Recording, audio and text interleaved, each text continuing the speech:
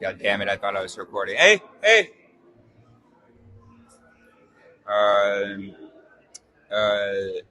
So, all right. So we had some. So he's continuing to say some really important, some really cool stuff. Um.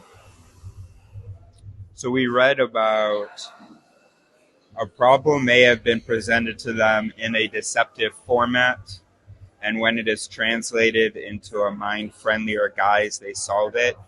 We already have a term for that. Eris already figured that out. We've got revoculating. So when you rephrase something such that it triggers different psych mechanisms. All right, and okay, so then he goes on, and this is basically it's been like reading, thinking fast and slow for the first time all over again. Except it's research 10 years later, or a book 10 years later. It's going to talk about COVID. This is absolutely thrilling, and I have to let this battery charge. All right. Anyhow, there's a guy who. Yeah, oh, okay, good. All right. So then, top of page 8, he says, some of today's florid outbursts of irrationality may be under. Oh no, that's not what this video is about. That's really interesting, though.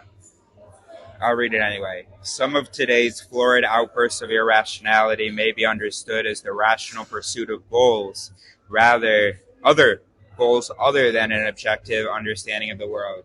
And I know some people jump on that, be like, "Yeah, that's what's happening," but then you'd be like, "Really? So you're totally agreeing that your goal is not to have a real understanding of the world?" Or an objective understanding. They'll say, "Oh, there's no such thing as objective, blah, blah." Okay, let's say you get past that somehow. You're like, okay, yeah, but no, this table is like here.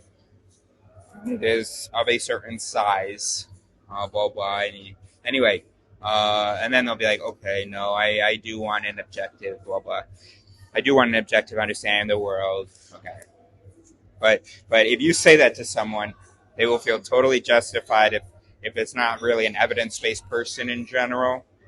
They say, hey, science is the only answer. Yeah, I'm rational because it's a rational pursuit of goals. It's just a goal other than understanding the world around me and what's true and not. Anyhow, though explanations of irrationality may absolve people, this is also not what the video is about, but I guess it's apparently part of the other thing I wanted to do.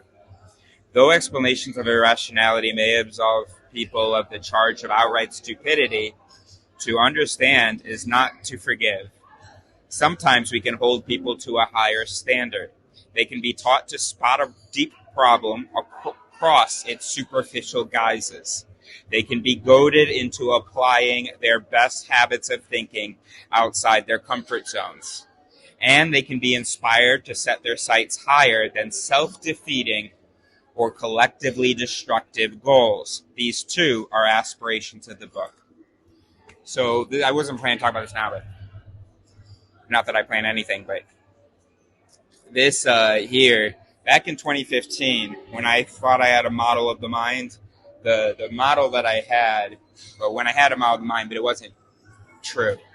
The model that I had is that there's the self, the ego, there's the bid, sort of your instincts, your intuition, your sort of primitive, taken from the term id.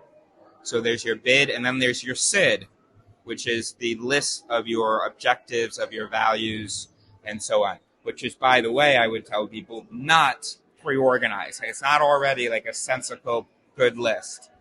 I promise you, number 2 should be switched with number 6, which, by the way, conflicts with number 7.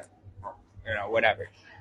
So anyway, so the idea was with this model is that what you do is you try to engage your best thinking mechanisms, your real self, which now I know doesn't exist, but now there's still good thinking mechanisms, but it's just that's not the real you. Anyway, so the idea was you try to tame, to handle the instincts, the bid, and you look and you try to organize the SID, the list of values, and so on.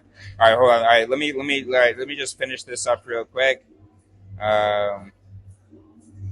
All right. So anyway, then he lists some problems like the ball and the bat problem, and he says each question has a simple answer that almost everyone understands when it's pointed out. But like a lot of people get these questions wrong, like the bat and the ball problem. The problem is that people's heads are turned by superficial features of the problem, which they mistakenly think are relevant to the answer.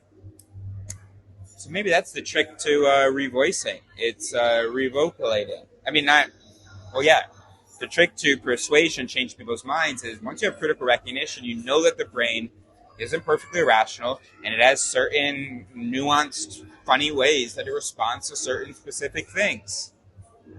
And so based on research in that, then you know to make the adjustment, to say, oh, I know if I use that word, it's going to trigger that mechanism. So if I just use that word, it keeps the meaning of the question, but without having that red herring effect. There you go. Steven Pinker solved it. Between Steven Pinker, this book, and How Minds Change, I feel like I have a complete answer. I don't, but I'm a brain, so that's how I feel.